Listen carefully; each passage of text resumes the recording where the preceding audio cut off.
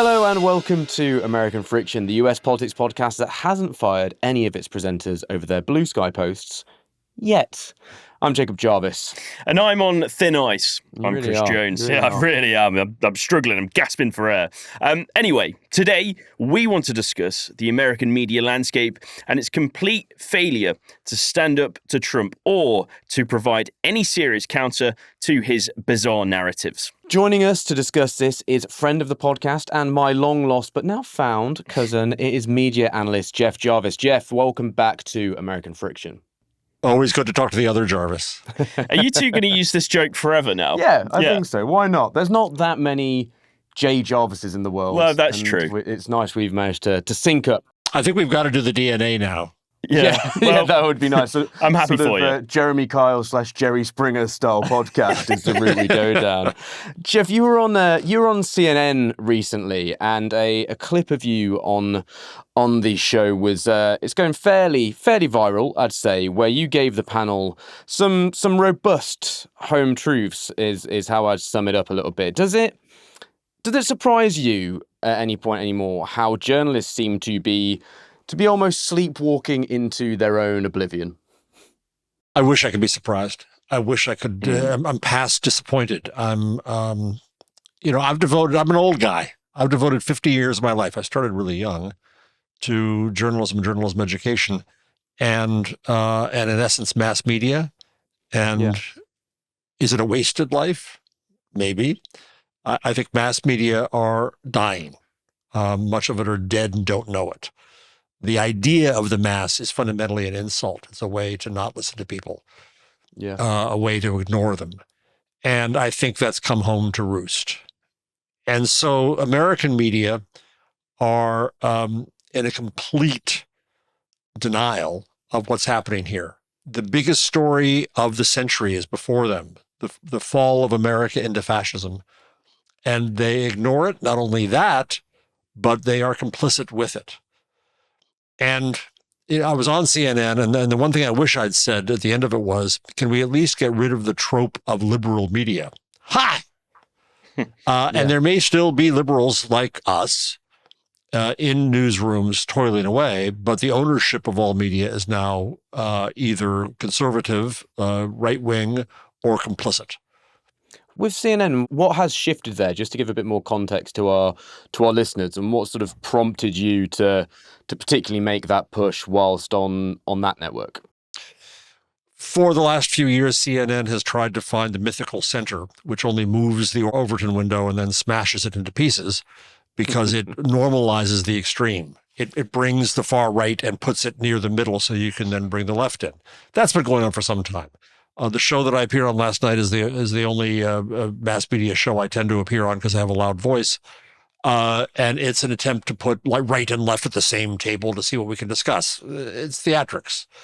And there's a particularly obnoxious right-winger named Scott Jennings who likes to shout at everybody and scream, and he gets paid good money to do so. And it's all theater now. That's CNN as it has been. Now there's something dire happening in American media. The Ellisons, Larry and David, father and son, père et fille, Oracle and Paramount, are taking over American media. They are the mini Murdochs. They started with a studio, just recently took over, have now Paramount and Viacom and CBS in their stable. And the latest is that they're talking about taking over Warner Brothers Discovery, which includes in its stable CNN. And in addition to that, they've done a sweetheart deal with Trump to take a controlling interest in the bought TikTok. That is a frightening consolidation of media. And in the past, I frankly wasn't that worried about consolidation of media because it was the dinosaurs huddling together against the cold wind of the future. But this is frightening. At the same time, the reason I was on CNN last night was because Jimmy Kimmel was taken off the air because he dared say something about the Charlie Kirk murder. And you had the head of the Federal Communications Commission. You guys are where you are more used to regulating media. We have a First Amendment.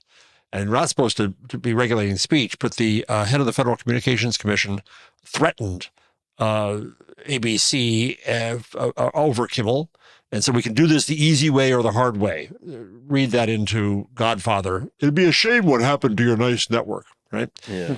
And so there's two companies that own many of the TV stations in the U.S., the local stations, us being a totally commercial world. Nexstar is trying to merge with Tegna, horrible brand names, and to do so, they need the favor of the FCC Commission. So they started their ball rolling by taking Kimmel off the air. Sinclair is a far-right version of Fox on the local level. It screamed about it, and it took him off the air and said they're going to put on a tribute to Charlie Kirk, racist and homophobe and bigot and misogynist that he was.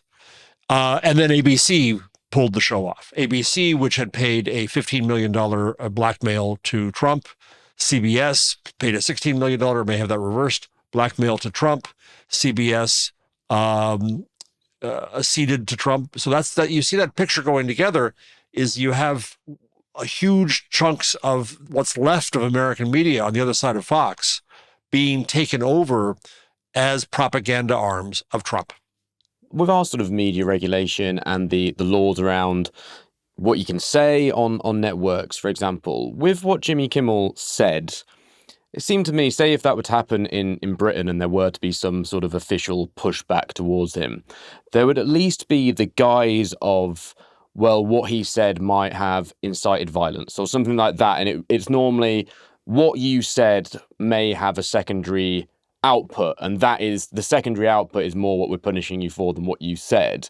Have they even tried to cloak that? Have they tried to make any sort of excuse whatsoever? Because to me, what Jimmy Kimmel said, the only thing about it is you might be offended if you really liked Charlie Kirk.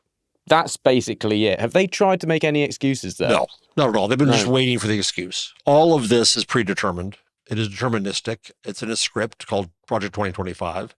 And they want to attack and take over media, as they have done with universities, as they've done with law firms, as they're doing with science.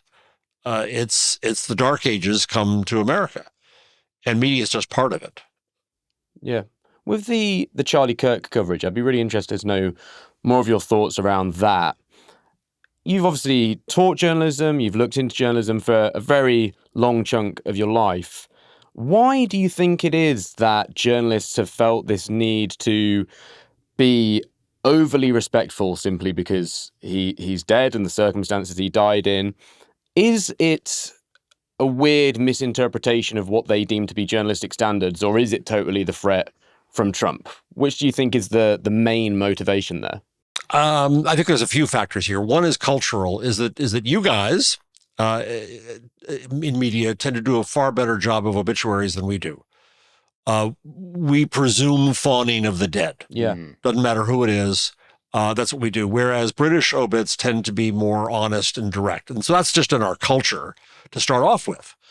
Then we have the whole woke issue here, is that people are afraid of being accused of being woke, of criticizing the right, and so they're overly cautious. Then you layer on top of that Trump's outright threats, including a $15 billion ridiculous suit against the New York Times. Yeah. The problem in dealing with the Kirk murder is that Kirk was an awful character. He was racist and sexist and homophobic and his whole motif was to be that, was to be provocative to an extreme. He was politely racist, though. Let's remember that. That's their excuse. That's the thing. Right. That's why we have to be nice to him, because he was a polite homophobe and misogynist and racist. Right. Supposedly he wanted to listen. And so the theater of him going on campuses was, I'll argue with anybody. And then in doing so, I'm indoctrinating the young people around me. And I come from the land of free speech, and fine, he could do that. It's odious, but he could do that. But then we got into this. We had Ezra Klein in the New York Times just gobsmacking writing a column saying that, well, maybe we should follow what Charlie Kirk did because he knew how to talk to young people, and this is the way politics should be practiced. Good God. He called Moxie. We should forever refer to Ezra Klein as Ezra Moxie Klein now to taint him with these words forever. And the New York Times is the worst at that, I would say, is trying to find the message from these extremists. The Washington Post is completely lost cause. It just fired its only black columnist, full-time columnist, because of what she said about Charlie Kirk, which was only to quote him about what he said about black women. Yep. It's not just fear. It's also, it's a very weird mix of American journalism having this motif of objectivity. Again, different from the UK, where you have clearly in print, or what used to be print, right and left views. And in the US, because monopoly media in metropolitan areas became one size fits all, we came up with this journalistic myth of objectivity here. And so there's this belief that, we can't be too critical. And I think that what we have in the end, and I call on Hannah Arendt here, is we have a crisis of a lack of judgment. There's a fear of judging anything. There's a fear of judging Trump, a fear of judging the people who put him in office, the people who say the things that they say. And that's antithetical to journalism. But I'm being heretical in saying that because journalists think that they're somehow above humanity, supra-humanity, and that they don't judge anything. We just report. You decide.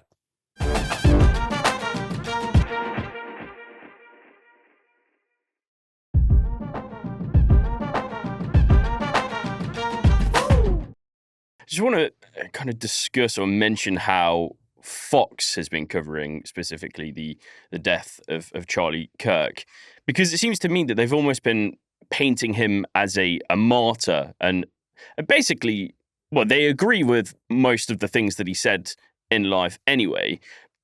But to me, it just seems impossible to agree with everything that he said, because a lot of what he said was so gross and inhumane, I guess. So I guess what's your take on the way that Fox has covered the death specifically? Have they almost used this as a way to target the left as well, to point at them and say, look how awful these people are. Come and listen to us.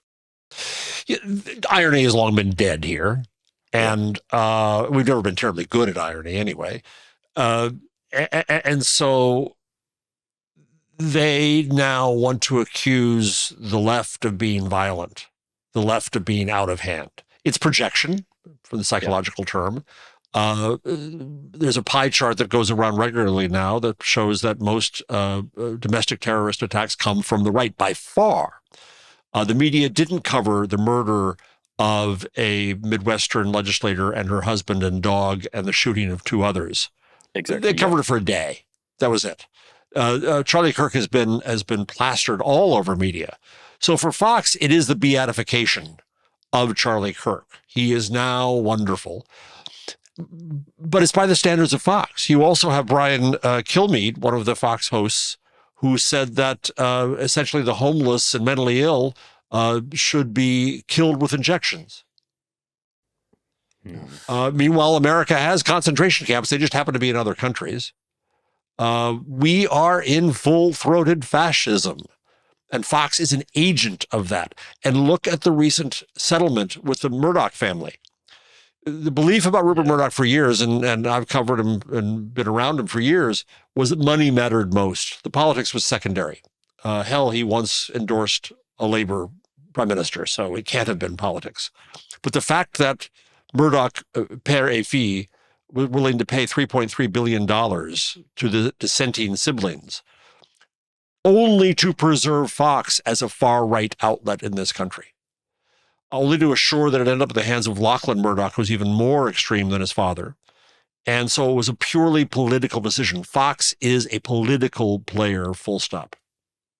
On your point around the lack of judgment from journalists, one thing I want to pick up on that, and something I've been thinking about lately, I think to me it appears that it's almost a step beyond that. And I'm sure I'll have been guilty of this back when I was writing news stories, that an easy construction to do is this thing you think you know about is actually like X. Going for something that is deliberately counterintuitive. And does it feel like all sort of media outlets are no longer wanting to say how things exactly are because they worry that if you do a bear shits in the woods story, yeah, no one's going to listen to that. But they're actually objectively going for the way things aren't. The New York Times seems so frequently want to go, these people you thought were bad, here's actually why they were good. This thing that you thought was confusing, here's actually why it's simple. It's like everything's a two-part, deliberately conflicting headline.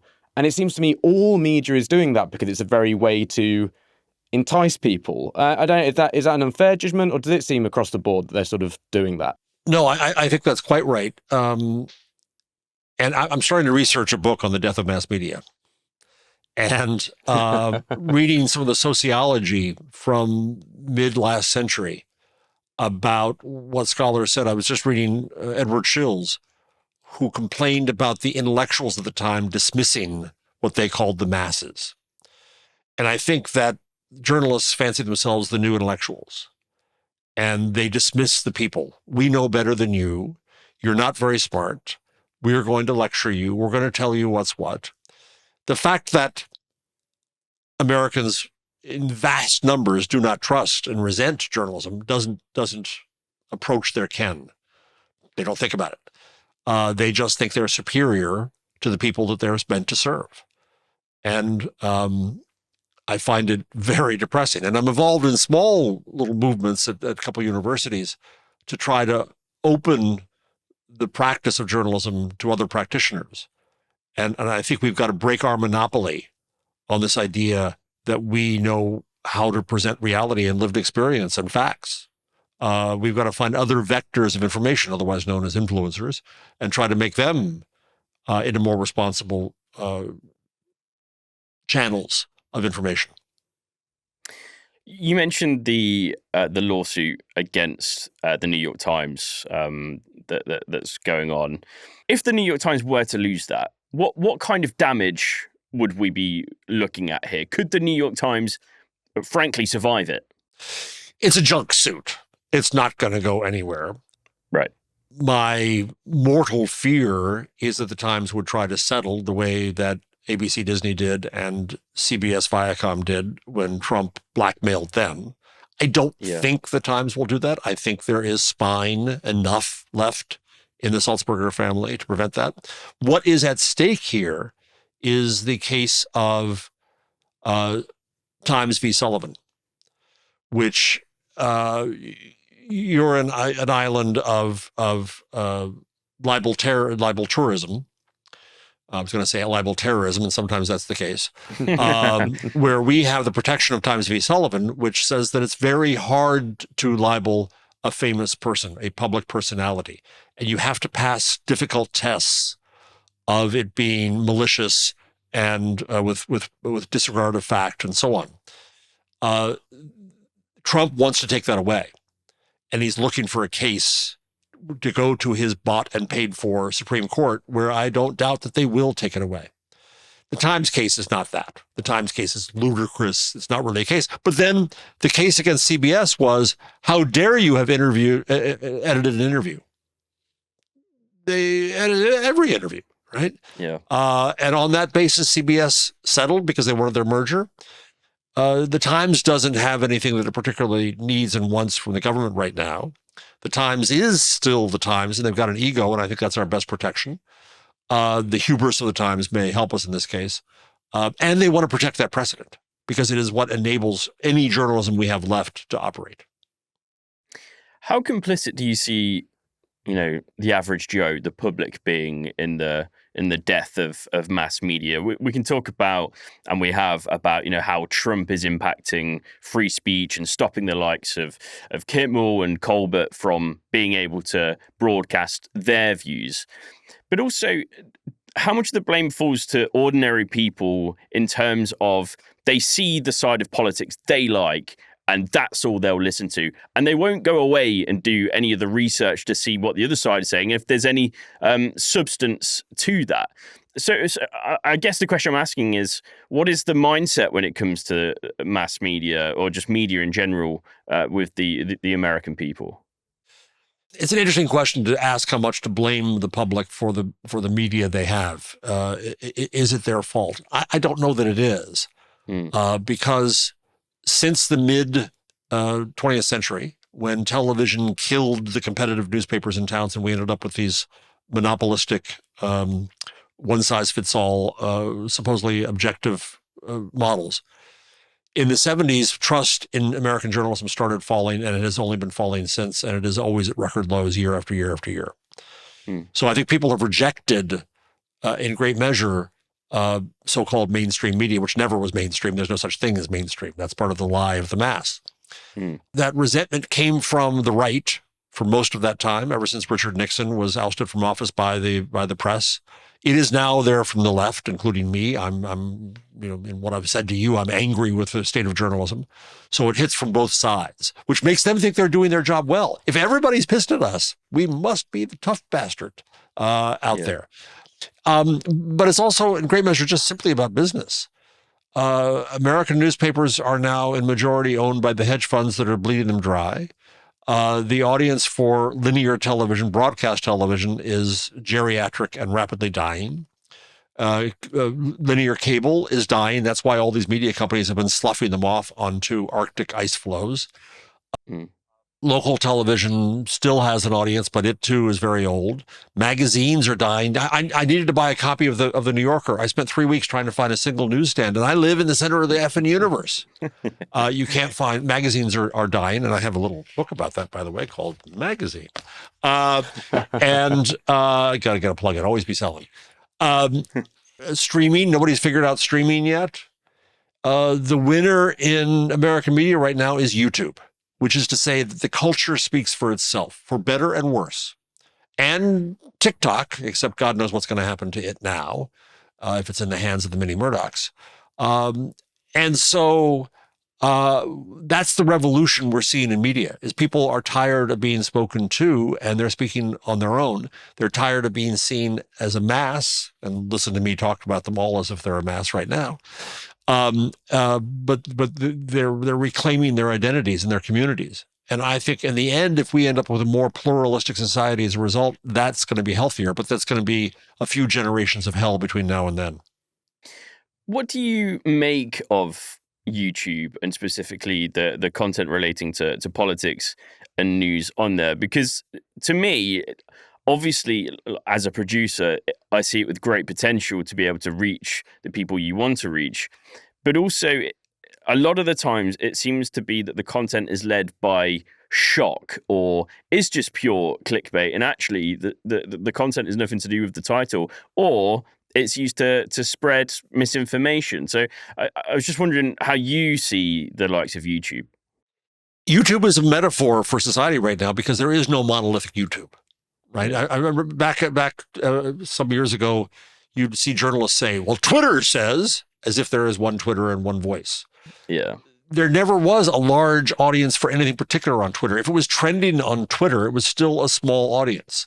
And the same is in essence true of YouTube. It is vast in the amount of content it has and the number of people it serves. And thus, the attention to any given thing is small. But we have this mass media mindset where we think the biggest thing must be talking to everyone. Yeah. Same with all media, right? Bestseller books talk to a tiny infinitesimal part of the population. And if you're lucky enough to have the bestseller, the number of books that sell over 100,000 copies in the U.S. is only a few. So they don't talk to the national zeitgeist. So I think we have to readjust our thinking here around what Twitter is. Now, the problem is the business incentives of the internet are imported from old mass media. It's the attention economy. The attention economy started in 1893 with a guy named Frank Munsey, who had the editorially, egotistically eponymous magazine called Munsey's.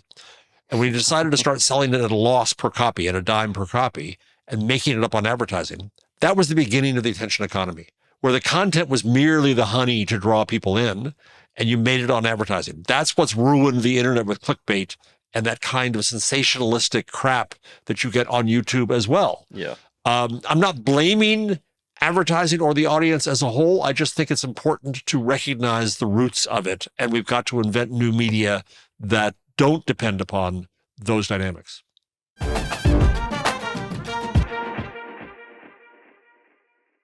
So if you could be any type of shark, and there's a lot of sharks in the world, I don't even know them all, what shark would you be? Spy shark. Access all areas. What if I were to tell you, I've got another shark to introduce you to? I am extremely finterested. Well, I'm glad you're interested, because it's called surf shark. Hell yeah. Surfing and sharks, a combination that people famously like. I do. It's not really a shark So either. you lied. I am a liar. It's a cybersecurity service, so if I had lied to you online, you'd never know because I'd be so secure. Surfshark, it can provide you with a VPN, and VPNs, they're virtual private networks. They let you browse the internet, sort of go around, swim around like a shark. Yeah. Watching content from other countries as if you were there, but you are not. That would be extremely handy for us Pray tell me why. because we search for a lot of weird stuff when we're researching American friction, don't we? Yeah, when I've had to search things like Donald Trump boob drawing, you know, you want to do that without things like snoopers and trackers. Snoopers and trackers. Snooping and tracking you. Snooping 'cause and tracking. I don't like any of that. So yeah, Surfshark will keep you safe from all of them. So Chris, on all of that, what should our listeners do? They should. They should. They should. They should. They should. They really should. take control of their online security. And I'll tell you how. They can try Surfshark today Wow. and enjoy their 30-day money-back guarantee. Oh. Simply go to surfshark.com/Amfric or use the code Amfric at checkout to get four Wow. extra months of Surfshark VPN. Surfshark is helping American friction to keep going. So if you need a VPN, that's you. If you need a VPN, choose the ones that support your faves. And that's us. Surfshark.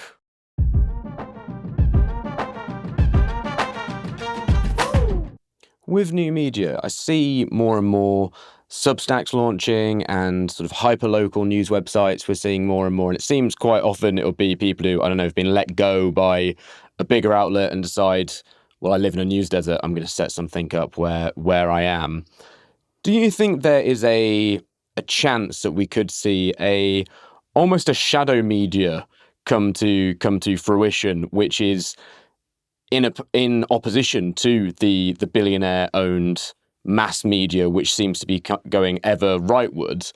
But then also on that, I suppose a secondary part to that question, does the media need to stop thinking of itself as left or right and actually just start thinking itself as part of politics? And that's it. It doesn't really matter what side they decide they're on, but just realize they're human beings, they're involved, they are a character.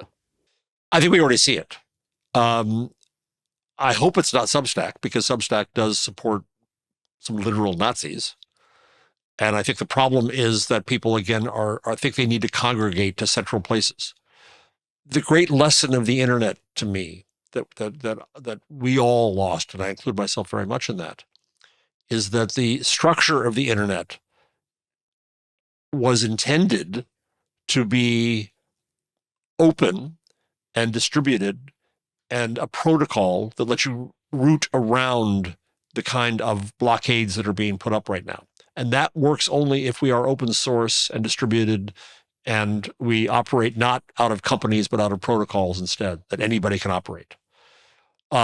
So there's a lot of good stuff on Substack. There's a lot of absolute dross and crap on Substack. And one of the signals of the fall of CBS, the former Tiffany network in the U.S., is that the Ellisons are by all reports, hiring Barry Weiss, ex of the New York Times, who runs her supposedly, I'm putting air quotes up, heterodox, which is otherwise known as obnoxious and odious, site on Substack. Blogs were a wonderful thing. They were open. Blogging was a platform that was not owned by any one company. Anybody could put up a blog. We could link to each other. There was something wonderful about that. Dave Weiner is a wonderful character who's one of the pioneers of much of internet technology, RSS and blogging. He was a co-inventor of the podcast. And one day I ran into Dave at a journalism conference, and I said, "What happened, Dave? In the early days of blogs, we all linked to each other. We all talked to each other. It was great." And he said, "Jeff, everything's good when it starts." And I think we lost the thread here of the internet. and we let the internet, and I include myself in this. Again, I have my blog. I still have my blog, but I abused it when Twitter came along. Squirrel. Now I can say anything I want, anytime I want, and I didn't hold true to that sense of the internet. So I think the only hope we have is if that shadow media comes out, it comes out using those kinds of free platforms that still exist. Blogging exists. Blue Sky versus Twitter, I won't call it X, is will be more and more of an open platform. Mastodon, these kinds of places. Jeff, just to the second part then of the original question, just do you think there is anything in journalists maybe not considering themselves left or right, but just at least thinking they are part of the political landscape, they are a character involved? I'm going to disagree. I think that journalists need to be far more open about their own perspectives, their own lived experiences, and recognize the value of that. I always enjoyed coming to London and picking up The Guardian and, in the day, The Telegraph and The Times. The Telegraph is, speaking of dross, and triangulating and seeing different perspectives. And that's a bit of a glib cliche, but I think it was true that you had different perspectives all across Europe. You go to Germany and you can read Die Zeit and the Süddeutsche versus the FAZ, and you get different perspectives. And people, more important than that, I think people then feel heard. I have my place. I have this book here next to me. Have I shown this before to you guys? No. This, I mean, it's for those of you listening, it's a very heavy book. I'm going to slam it on the table. It is a thick book of every American newspaper in the United States in the year 1900. And in New York alone, in the year 1900, there were 46 daily newspapers and countless scores of weekly and monthly magazines and such. And so what we now think, in our mass media mindset, we think that, we're fragmenting the audience into echo chambers and filter bubbles. No, the more natural state of media, if we can even imagine there is such a thing, I think is that people had their own outlets and they felt more heard in them. And in a pluralistic society that I know that my paper is fighting against your paper, or now I can fight against you and we can argue about things. But that got all screwed up with mass media as a monolithic view of society. Jeff, I suppose my final question, and I worry it might be a slightly hopeless one. I'm the guy to come to for hopelessness right now, so that's fine. Are there any guardrails coming in to help us out here? The FCC seems to just be able to do whatever it wants. Is there any hope of that? And then, I guess if there's not any guardrails, is there anything that the ordinary American can maybe do to help themselves if there's no guardrails to help them? The guardrails of the American Constitution, of the rule of law, of the separation of powers are all gone. The Supreme Court is bought and paid for. Congress is fully the servant of Trump. Trump has an executive. He's right now, as we speak, in London, wishing that he too had horses and drums and a throne. And so the guardrails within government are gone. The guardrail of universities is being attacked. The guardrail of media is ineffective and has failed us. So you're right to ask, what do the individual citizens do?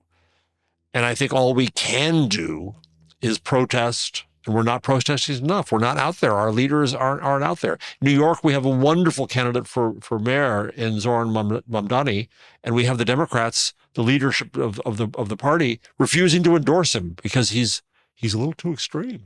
That's ridiculous. We should be holding together now. He's a phenomenon in politics. But we see the Democratic establishment is failing and not leading us into protest. Timothy Garton-Ash had a column in The Guardian this week, counting the days, saying that Americans and Democrats have 400 days to save the country. That is to say, in the midterm elections, if we don't get our fucking acts together and at least take back the House of Representatives to become somewhat of a break on things, then Trump rides roughshod over every institution of America. And by that, I don't just mean short-term politics. I mean taking down the institution of education itself. That destroys us for generations to come.